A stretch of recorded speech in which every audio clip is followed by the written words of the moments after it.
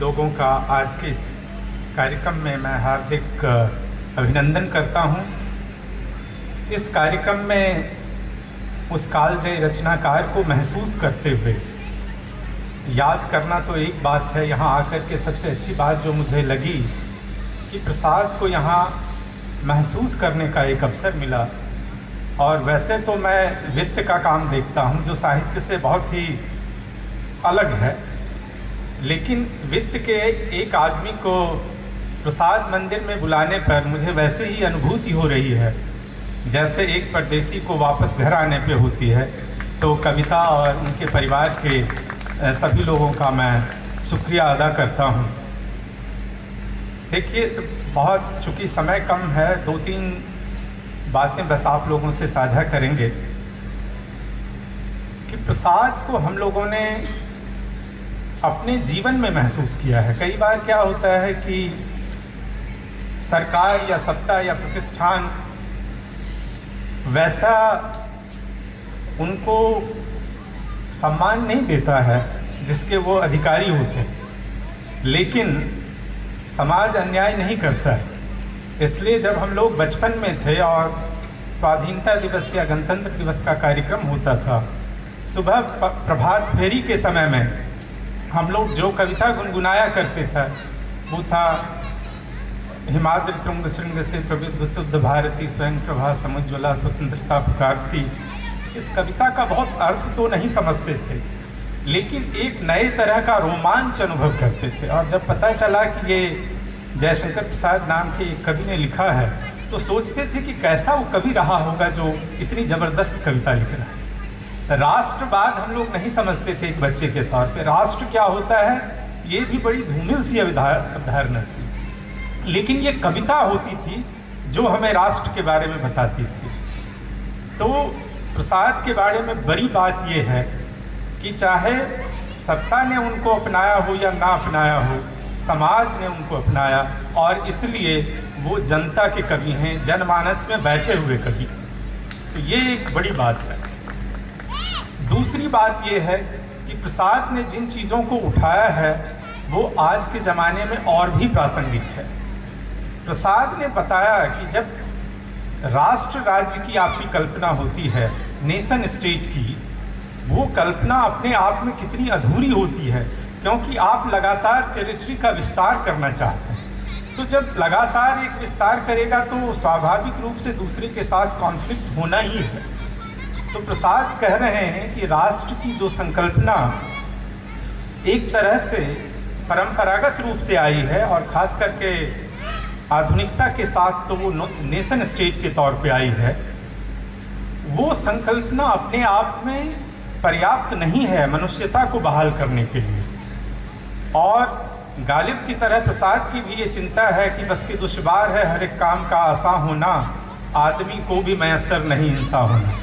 तो प्रसाद के साहित्य की भी मूल चिंता आदमी का आदमियत्व बने रहे, मनुष्यत्व बने रहे, यही मूल चिंता है। आप प्रसाद के इसमें देखेंगे तो वो बराबर इस बात पे जोर देते हैं कि राष्ट्र में आपको सिर्फ इस बात की चिंता नहीं करनी है कि हम कितने विजय कर रहे हैं, हम कितना जीत रहे हैं, लेकिन चिंता आपको करना है कि हमारे राज्य में रहने वाले लोग कैसे, उनके साथ हम क्या कर रहे हैं, उनकी भलाई के लिए क्या कह रहे हैं, उनके लिए कितना हम प्रयत्नशील हैं। और यह प्रसाद की ही नहीं, सारे महाकवियों की चिंता है, सारे दार्शनिकों की चिंता है भारतीय जनमानस में।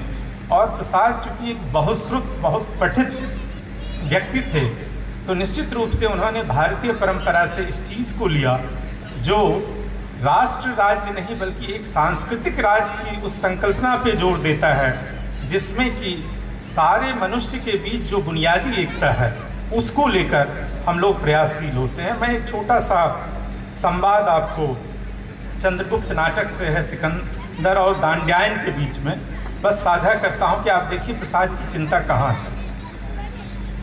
दांड्यायन के पास जब सिकंदर पहुंचते हैं, पहले तो उनका दूत आता है कि आपको मेरे राजा ने बुलाया है, आपको चलना होगा। वो मना कर देते हैं। तो दूत कहता है कि हो सकता है कि सिकंदर आपको दंड दें। तो कहता है कि दंड वो क्या देगा, जब मेरी यदि तुम ले ही जाना चाहते हो जबरदस्ती तो मेरे शरीर को ले जा सकते हो, मेरी आत्मा को तो ले नहीं जा सकता, उस पर तो किसी राजा का वश नहीं हो सकता है। तो फिर सिकंदर उनके आश्रम में आता है तो दानव्यायन कहते हैं, स्वागत अलक्षेंद्र, तुम्हें सुबुद्धि मिले। देखिए, राजा को उन्होंने नहीं कहा कि तुम्हें जय प्राप्त हो, तुम्हें सुबुद्धि मिले। सिकंदर कहता है, महात्मन अनुगृहित हुआ, परंतु मुझे कुछ और आशीर्वाद चाहिए। राजा को तो चाहिए कि हम ज़्यादा से ज़्यादा विजय करें, हमको ये नहीं चाहिए कि सुबुद्धि मिले। तो दानव्यायन क्या कहते हैं, मैं और आशीर्वाद देने में असमर्थ हूँ, क्योंकि इसके अतिरिक्त जितने भी आशीर्वाद होंगे वो सिर्फ अमंगल कारक होंगे। फिर सिकंदर कहता है, मैं आपके मुख से जय सुनने का अभिलाषी हूँ। दानव्यायन कहते हैं, उद्घोष तुम्हारे चारण करेंगे, हत्या, रक्तपात और अग्निकांड के लिए उपकरण जुटाने में मुझे कोई आनंद नहीं। विजय तृष्णा का अंत प्रभावक में होता है अलक्षेंद्र। राजसत्ता सुव्यवस्था से बढ़े तो बढ़ सकती है, विजयों से नहीं, इसलिए अपनी प्रजा के कल्याण में लगे।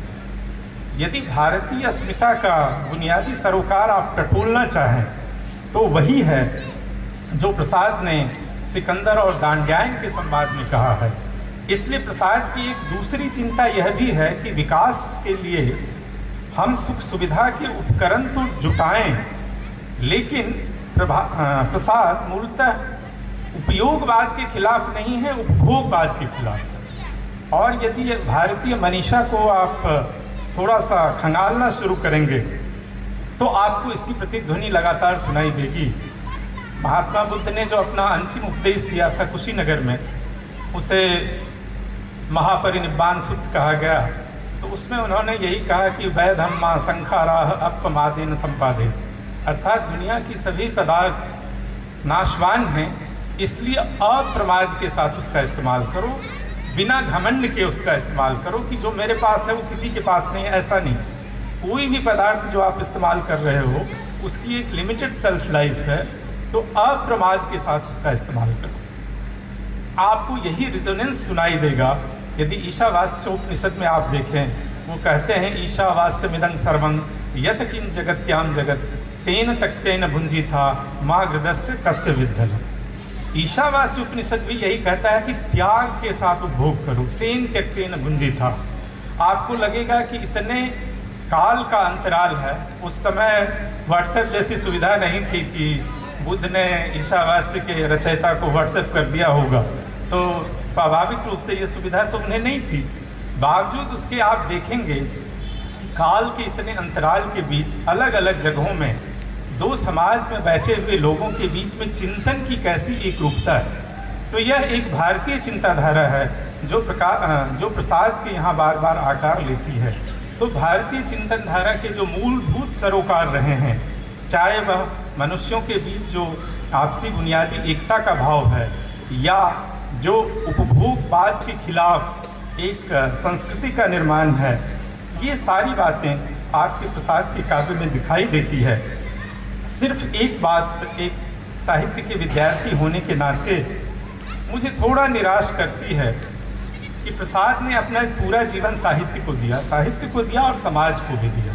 पूरे स्वाधीनता आंदोलन के लिए और पूरे साहित्य के उत्कर्ष के लिए उनका पूरा जीवन समर्पित रहे, और अपने पारिवारिक संघर्षों को दरकिनार करने के साथ ही उन्होंने एक ऐसी ज़बरदस्त विरासत हम सबको के लिए छोड़ी है जिस पर हम सब लोग गौरवान्वित हो सकते हैं। लेकिन उनके उत्तराधिकारी के तौर पे हमने क्या किया? मैं ये देखता हूँ कि हम पश्चिमी समाजों को गाली तो बहुत देते हैं, लेकिन देखिए अपनी परंपरा को, अपनी विरासत को संजोने में मैं जितना देखता हूँ कि लगन उनमें है, वो प्रसाद के माध्यम से मैं ये कभी महसूस कर रहा हूँ। और ये मेरी गुजारिश होगी कि प्रसाद को लेकर हमें नए तरीके से चिंतन करने की ज़रूरत है, क्योंकि एक व्यक्ति जिसने हमारे समाज को एक कलाकार होने के नाते, एक साहित्यकार होने के नाते इतना दिया है, उसके बारे में सोचने का फ़र्ज हमारा भी बनता है। तो इसलिए, और यदि उनके पूरे साहित्य को देखें आप, उन्होंने विषय जरूर पुराणों से लिया है, धर्मशास्त्रों से लिया, लेकिन काम उन्होंने वो किया है जो इतिहासकार और धर्मशास्त्रकारों ने नहीं किया, जो राजनेताओं ने नहीं किया, कि जो वहाँ मिसिंग कंटेंट हैं उसको प्रसाद जोड़ दे करके सामने लाते हैं। इसलिए प्रसाद का पूरे साहित्य का ढांचा भले ही इतिहास का हो, भले ही धर्मशास्त्र का हो, लेकिन जो उसमें रक्त है, जो उसमें ब्लड है, जो उसमें स्वेद है, वो एक आधुनिक मनुष्य के सरोकार। तो ये प्रसाद का सबसे बड़ा योगदान है। इसलिए यदि ध्रुव स्वामिनी को देखेंगे तो जो ध्रुव स्वामिनी बात कहती है 1933 में, 90 साल पहले, वो आज की महिला का भी स्वाभाविक आपको लगेगा कि ऐसा हो सकता है, जब वो कहती है कि आज तय हो जाना चाहिए कि मैं कौन हूँ। जब एक स्त्री पूछती है कि भाई उसके आत्मसम्मान की कीमत या उसके आत्मसम्मान का समझौता करने वाला पुरुष कौन होता है, तो ये अपने आप में उस समय के लिए एक बहुत ही क्रांतिकारी बात थी। समाज ऐसा नहीं सोच रहा था। तो एक मामले में प्रसाद आउटलायर भी हैं। आप देखें तो उस समय की जो परंपरागत लीक है उससे बिल्कुल अलग हट के सोच रहे हैं। वो कहती है ध्रुव स्वामिनी, मैं सिर्फ इतना कहना चाहती हूँ कि पुरुषों ने स्त्रियों को अपनी संपत्ति समझकर उन पर अत्याचार करने का अभ्यास बना लिया, वह मेरे साथ नहीं हो सकता। यदि तुम मेरी रक्षा नहीं कर सकते, अपने कुल की मर्यादा, नारी का गौरव नहीं बचा सकते, तो मुझे बेच भी नहीं सकते। ये एक नारी 1933 में कह रही है, जिसको लेकर के बहुत बाद में हम सक्रिय हुए हैं। और आज भी भारतीय समाज में देखेंगे तो कई जगह दकियानूसी परस्त विचार जो हैं आकार ले रहे हैं। तो प्रसाद तमाम भारतीय समाज की, भारतीय संस्कृति की जो एक स्वाभाविक चिंता होनी चाहिए, उसके हमारे मूर्त रूप हैं। और इस प्रसाद जयंती पे उनको स्मरण करना अपने आप में एक नई अनुभूति है। और मुझे लगता है कि प्रसाद के बारे में नए सिरे से चिंतन करने का अभी बिल्कुल सही वक्त है। और प्रसाद की एक पंक्ति के साथ ही अपनी बात खत्म करता हूँ कि इस पथ का उद्देश्य नहीं है श्रांत भवन में टिक रहना और पहुँचना उस मंजिल तक जिसके आगे राह नहीं। धन्यवाद।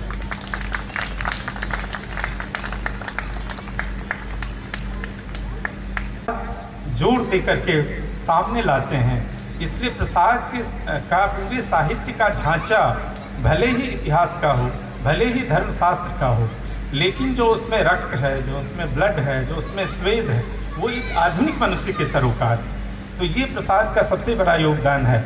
इसलिए यदि ध्रुव स्वामिनी को देखेंगे तो जो ध्रुव स्वामिनी बात कहती है 1933 में, 90 साल पहले, वो आज की महिला का भी स्वाभाविक आपको लगेगा कि ऐसा हो सकता है, जब वो कहती है कि आज तय हो जाना चाहिए कि मैं कौन हूँ। जब एक स्त्री पूछती है कि भाई उसके आत्मसम्मान की कीमत या उसके आत्मसम्मान का समझौता करने वाला पुरुष कौन होता है, तो ये अपने आप में उस समय के लिए एक बहुत ही क्रांतिकारी बात थी। समाज ऐसा नहीं सोच रहा था। तो एक मामले में प्रसाद आउटलायर भी हैं। आप देखें तो उस समय की जो परंपरागत लीक है उससे बिल्कुल अलग हट के सोच रहे हैं। वो कहती है ध्रुव स्वामिनी, मैं सिर्फ इतना कहना चाहती हूँ कि पुरुषों ने स्त्रियों को अपनी संपत्ति समझकर उन पर अत्याचार करने का अभ्यास बना लिया, वह मेरे साथ नहीं हो सकता। यदि तुम मेरी रक्षा नहीं कर सकते, अपने कुल की मर्यादा, नारी का गौरव नहीं बचा सकते, तो मुझे बेच भी नहीं सकते। ये एक नारी 1933 में कह रही है, जिसको लेकर के बहुत बाद में हम सक्रिय हुए हैं। और आज भी भारतीय समाज में देखेंगे तो कई जगह दकियानूसी परस्त विचार जो हैं आकार ले रहे हैं। तो प्रसाद तमाम भारतीय समाज की, भारतीय संस्कृति की जो एक स्वाभाविक चिंता होनी चाहिए, उसके हमारे मूर्त रूप हैं। और इस प्रसाद जयंती पे उनको स्मरण करना अपने आप में एक नई अनुभूति है। और मुझे लगता है कि प्रसाद के बारे में नए सिरे से चिंतन करने का अभी बिल्कुल सही वक्त है। और प्रसाद की एक पंक्ति के साथ ही अपनी बात खत्म करता हूँ कि इस पथ का उद्देश्य नहीं है श्रांत भवन में टिक रहना और पहुँचना उस मंजिल तक जिसके आगे राह नहीं। धन्यवाद।